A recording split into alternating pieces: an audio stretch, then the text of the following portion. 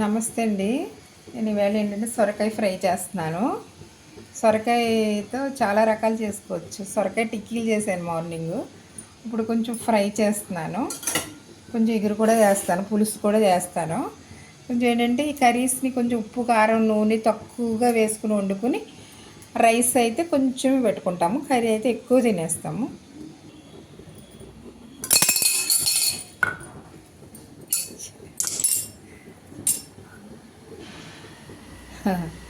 నెయ్యి వేస్తున్నాను.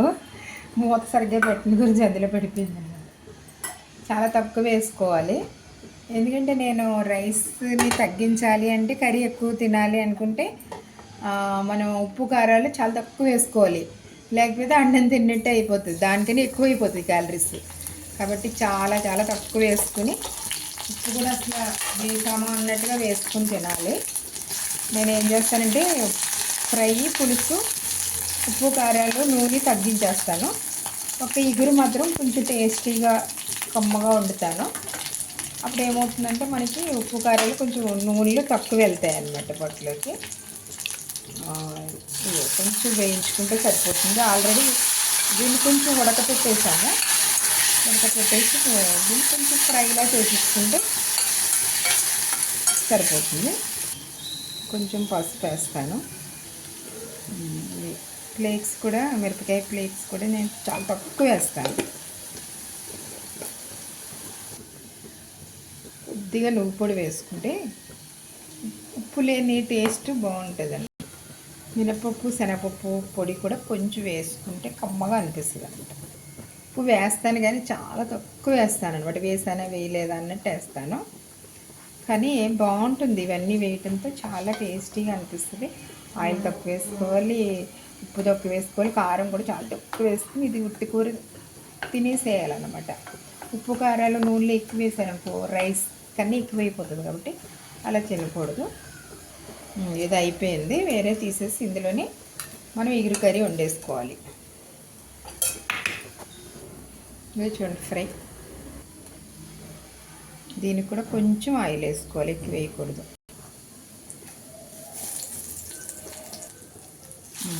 ముక్కలు వేసేసుకుని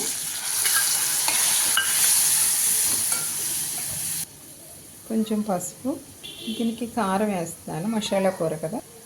కొంచెం గరం మసాలా పొడి వేయాలి, సాల్ట్ వేస్తున్నాను, కొంచెం పచ్చిమిరపకాయ పేస్ట్, కొంచెం కొత్తిమీర వేసి ఉడకడం, కొంచెం వెన్న వేస్తాను.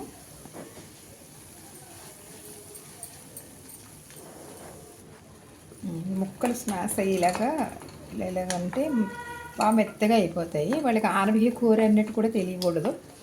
ఆనపకాయ కూర అనేది సరే ఎవరికైనా సరే బాబోయ్ అనిపిస్తుంది. కాబట్టి ఇదేదో మసాలా కర్రీలాగే ఉండాలి. వెన్న వేసాం కాబట్టి ఖచ్చితంగా పిల్లలు ఏంటంటే బయట కర్రీ అనుకునే తినేస్తారు దీన్ని. చూడండి కర్రీ ఎంత బాగుందో, కలర్ఫుల్గా కనిపిస్తుంది. కొంచెం కారం తగిలించాలి ఇందులో. అలాగే వెల్లుల్లిపాయలు వేసుకోవాలి వాత చేయకుండా. ఎగురు కూర రెడీ అయిపోయింది. చూడండి, వెల్లుల్లిపాయలు వేసుకోవడం వల్ల ఏంటంటే వాత చేయకుండా ఉంటుంది. అందులోకి క్లైమేట్ చల్లగా ఉంది కదా, ఆనపకాయ కొంచెం చలవ చేస్తుంది అంటారు, కాబట్టి ఇది చలవ చేయకుండా వేడి చేస్తుంది అనమాట. అందులో ఆనపకాయ ముక్కలు జస్ట్ కొంచెం ఉడకబెట్టాను. కొంచెం పసుపు వేసుకోవాలి, పచ్చిమిరపకాయలు పేస్ట్ వేస్తాను, ధనియాల పొడి, జీలకర్ర పొడి వేయాల్సి, మెంతి పొడి, కొంచెం జీలకర్ర మెంతి పొడి కూడా వేసుకున్నాను. పెసలు, కందిపప్పు వేయించిన పొడి ఉంది కదా, అది కొంచెం చిక్కదనం కోసం వేసుకో. కొద్దిగా చింతపండు వాటర్ కూడా వేసుకోవాలి, ఎందుకంటే చింతపండు లేకపోతే బాగోదు. కొంచెం బెల్లం కూడా వేస్తాను నేను. కొంచెం కరివేపాకు కొంచెం వేసుకోవాలి, కొత్తిమీర కూడా వేసేసుకోవాలి. ఇంకా పులుసు అయిపోయింది. కొంచెం లాస్ట్లో నేను కొంచెం పొడి, ఆవాలు వేయించిన పొడి అనమాట, అది వేస్తాను. బాగుంటుంది, చాలా టేస్ట్గా అనిపిస్తుంది. ఆవపిండి వేసిన టేస్ట్ వస్తుంది. ఓకే, అయిపోయింది. పోపు వేసేసుకున్నాం. ఇది కొంచెం నేతితో తాలింపు వేసుకుంటేనే బాగుంటుంది. ఎంతో వద్దు, కొంచెమే జస్ట్ ఒక 2 వెల్లుల్లిపాయ రేకులు, కొద్దిగా కరివేపాకు, చాలా ఇంకేమీ అవసరం లేదు. కొంచెం ఇది వేస్తాను, 2 మిరపకాయ ఫ్లేక్స్ కొంచెం వేస్తాను, ఎక్కువ వేయను. అంతే కొద్దిగా వేసుకోవాలి. ప్లస్ కొంచెం ఇంగువ మాత్రం కంపల్సరీ వేసుకోవాలి.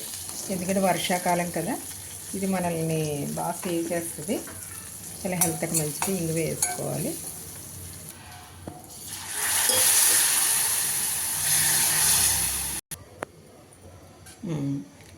మంచి వాసన వస్తుంది.